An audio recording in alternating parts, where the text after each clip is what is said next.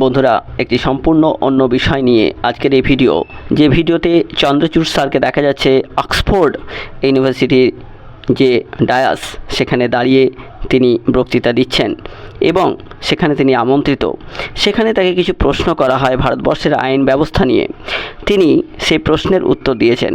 সেখানে একটি প্রশ্ন ছিল যে আপনি যখন রাজনীতিতে এমন একটি পরিস্থিতিতে রয়েছেন যেখানে আপনার রায় রাজনীতিক নেতাদের প্রভাবিত করে এবং রাজনীতির উপর যথেষ্ট প্রভাব বিস্তার করে, সেই রকম পরিস্থিতিতে দাঁড়িয়ে আপনি কতটা চাপ অনুভব করেন যে রায় দিচ্ছেন সেই রায় দেওয়ার সময়। তখন তিনি বলেন যে নেভার ফেসড পলিটিক্যাল প্রেশার।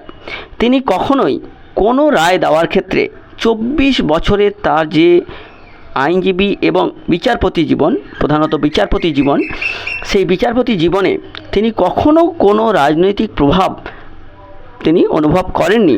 তার যে রায়দান রয়েছে সেই রায়দানগুলোতে, এটা অত্যন্ত গুরুত্বপূর্ণ একটা চিত্র, যেটা ভারতবর্ষকে রাজনীতির যে আঙিনা, ভারতবর্ষের যে কলুষিত রাজনীতির আঙিনা, সেই আঙিনায় দাঁড়িয়ে হয়তো সবাই বিদেশের লোকেরা ভাবে যে ভারতবর্ষের রাজনীতি আইনকেও নিয়ন্ত্রণ করে, কিন্তু তার এই বক্তব্যে কিন্তু এটা পরিষ্কার যে তিনি নিজে কখনো 24 বছরে রাজনীতির প্রভাব মুক্ত হয়েই কিন্তু সমস্ত রায় প্রদান করেছেন।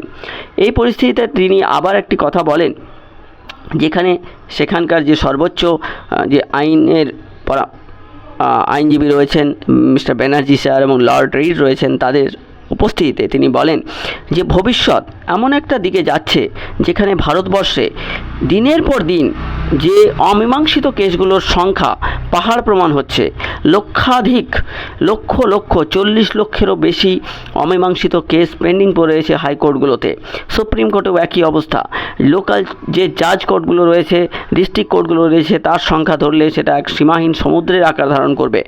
এই পরিস্থিতিতে তিনি বলেন যে সোশ্যাল এবং কমার্শিয়াল আর্বিট্রেশন সেন্টার, যেগুলো কিনা অলরেডি ইন্টারন্যাশনাল আর্বিট্রেশন সেন্টার যেগুলো রয়েছে ভারতবর্ষে, সেই রকম সেন্টারের ভবিষ্যৎ আসছে। অর্থাৎ যে সালিসি সভা থাকবে, সেখানে তিনি বলছেন যে শুধু আর্বিট্রেশন সেন্টার খুললেই হবে না, আর্বিট্রেশন সেন্টারগুলোকে কোর্টের মতোই অতটাই প্রফেশনালিজম দেখাতে হবে, অ্যাকুরেসি দেখাতে হবে এবং কনসিস্টেন্সি দেখাতে হবে, এবং ইট শুড বি প্রসেসড, মানে এরা একটা প্রসেসের মধ্যে থাকবে। এইরকম যদি আর্বিট্রেশন সেন্টার হয় তাহলে তার ভবিষ্যৎ রয়েছে।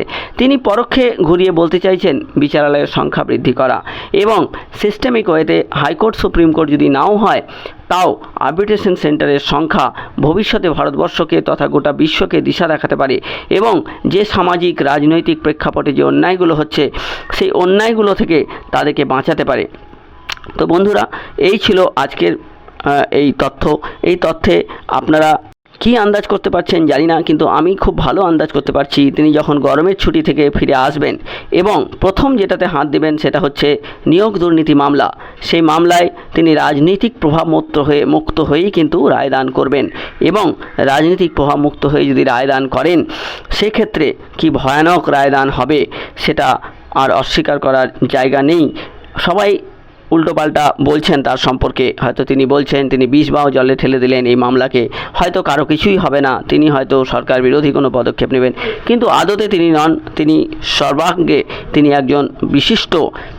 একজন আইনজীবী শুধু নন, তিনি একজন বিশিষ্ট আইন জানা মানুষ, যার কদর গোটা বিশ্বে রয়েছে। আপনারা দেখতেই পাচ্ছেন অক্সফোর্ডের মতো একটা বড় সংস্থা, যেখানে ইউনিভার্সিটি তাকে ডাকছে তার বক্তৃতা শোনার জন্য।